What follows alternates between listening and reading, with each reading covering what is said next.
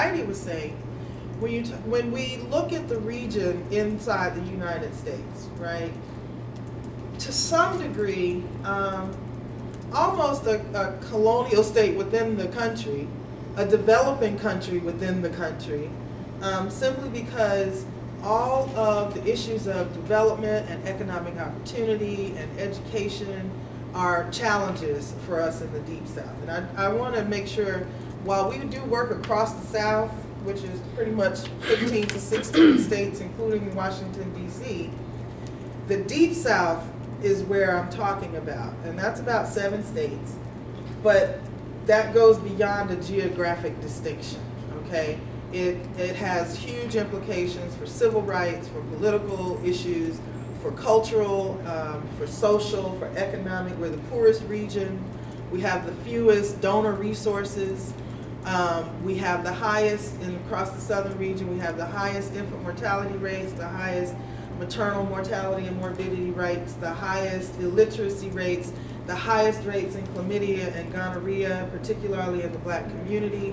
We carry the brunt, just like the global South carries the brunt of these issues for the world. The southern region of the United States carries the brunt of these issues for the United States. And so again, it's really important to look at the bridge between what women are experiencing in the global South and what women are experiencing in our region.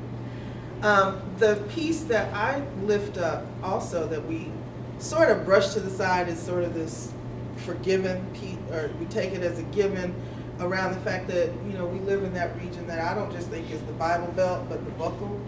I mean, we are literally in the belt buckle. And that is, just like we can talk about cultural and traditional barriers and challenges for women in the global South, if we looked at religion and we looked at certain practices in the South, we can also talk about culture and tradition and how that has actually also impacted women's reproductive health outcomes and vis-a-vis their overall development and their overall well-being and outcomes. So there are issues of gender equality that might be a little different simply because we're not necessarily talking about built-in systemic dehumanization of women that may happen in other countries, but we are talking about structured, intentional control of women.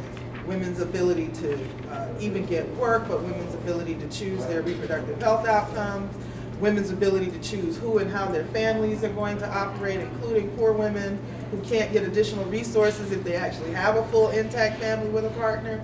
Now, all of these things are actually built in and can be considered a part of our tradition, because when you talk to lawmakers, they don't think any other way. It's very paternalistic. And it's very much about control.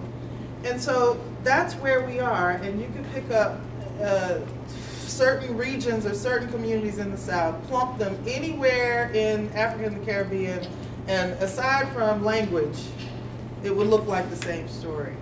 I would point out one more thing on the state issue is that a couple of years ago now, I can't believe it's already been 2 years, an organization called the Black AIDS Institute put out a report on what they call AIDS in Black America.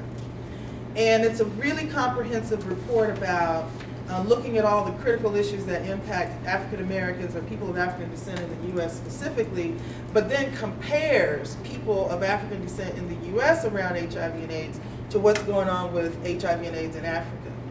And all the way down to the empirical data, the bottom line to this report was, and it's important to know because it's all relevant to PEPFAR and what we have and don't have in terms of policy working for us in this country, is that, you know, PEPFAR, the Presidential Emergency Plan for AIDS Relief, identifies about 15 partner countries that they directly fund, and then there's a couple other bilateral relationships they have with a total of 25 countries.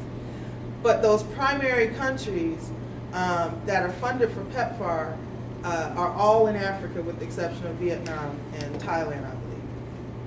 If you took just Black America, if Black America was its own country, and you looked at its AIDS incidence and prevalence, we would be number 16 in the world for HIV/AIDS prevalence, which means we would be in line for PEPFAR funding. Right, but we don't have those same resources